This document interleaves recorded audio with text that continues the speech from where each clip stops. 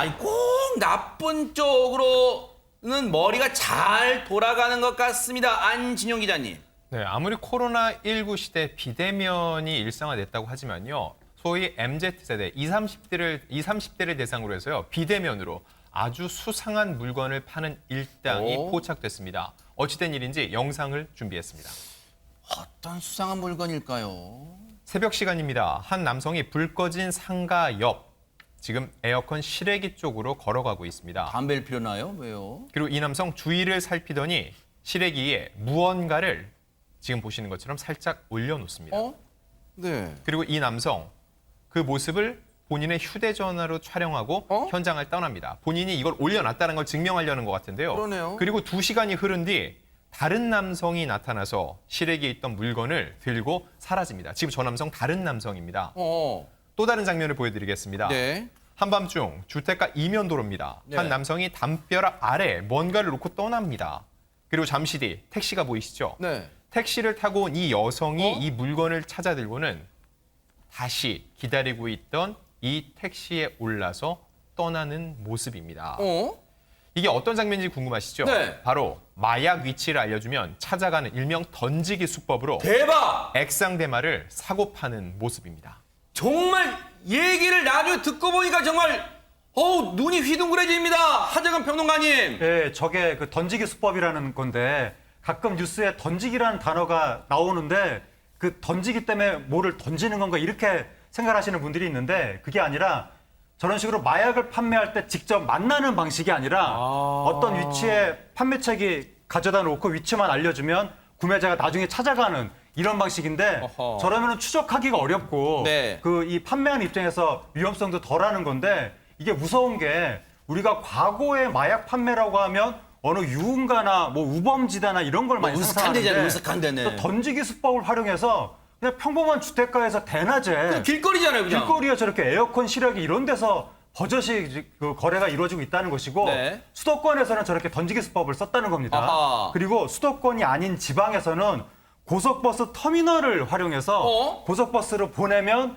그 도시의 그 터미널로 찾아와서 거기서 찾아가게 이런 식으로 썼다고 하는데 보통 그렇게 물건 보내기도 하잖아요. 네, 일반적인 물건도 그렇게 하는데 바로 그렇게 지능적인 수법으로 마약 판매책 8명 일당이 세상에. SNS로 주문을 받고 가상화폐를 받은 다음에 물건은 던지기 수법으로 주고 이런 식으로 철저하게 비대면으로 그렇게 판매를 했다는 겁니다. 세상에 개인 대 개인으로 마약을 사고 판 게 아니라 마약 조직이 연루돼 있었네요. 박성배 변호사님. 이 30대 마약책 일당 말씀드린 것처럼 SNS에 젊은 층이 선호하고 클럽에서 투약하는 마약류 판매 광고를 올립니다. 구매자가 나타나면 이 일당과 구매자는 모두 닉네임으로만 의사 연락을 주고받고 결제도 가상 자산으로만 실행해 왔습니다.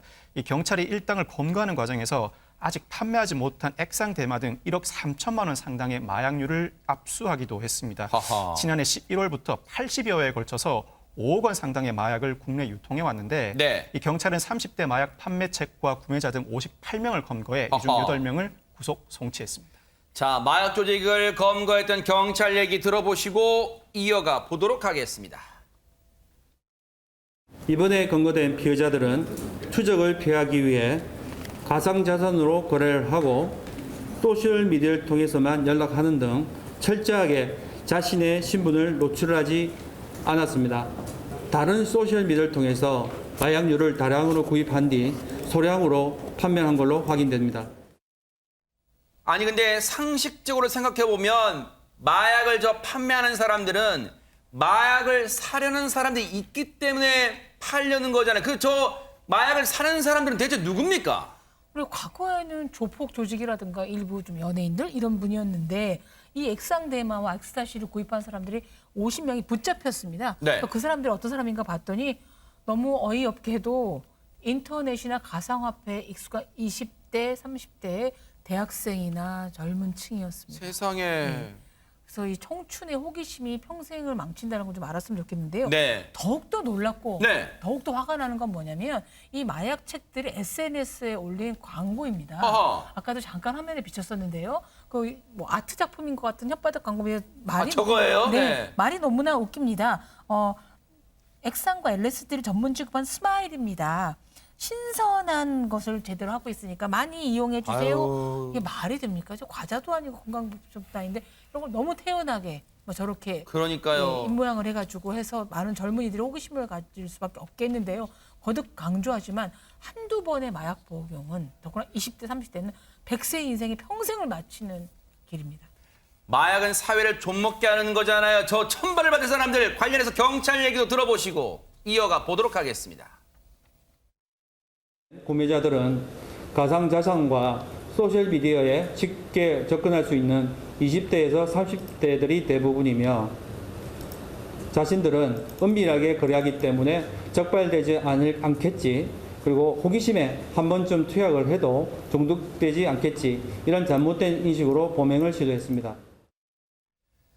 다시 말씀드리지만요. 최근에 너무 오싹한 게요. 마약이 우리 사회 깊숙이 너무너무 파고들었습니다. 그러다 보니까 호기심, 그 잘못된 한때 호기심이에요.